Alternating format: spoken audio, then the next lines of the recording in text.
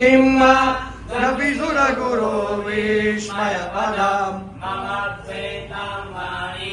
गुणकथनपुण्येन भवता गुणामित्यस्मिन्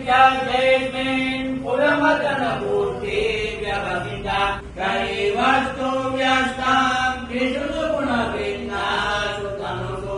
अभव्यानामस्मिन् वरदनमनीयामरमणि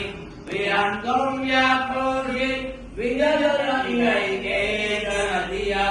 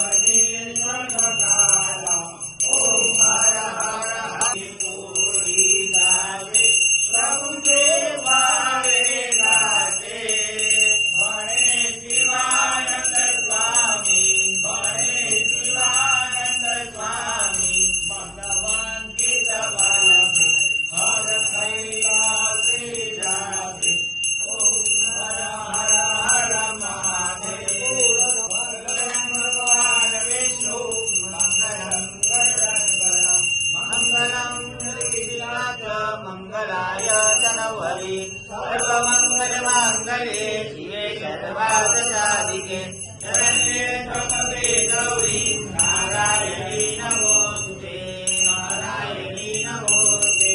अच्युतं केशवं रामनारायण कृष्णदामोदरं वासुदेवं हरे श्रीधरं माधवं गोपिका वल्लभं जानकी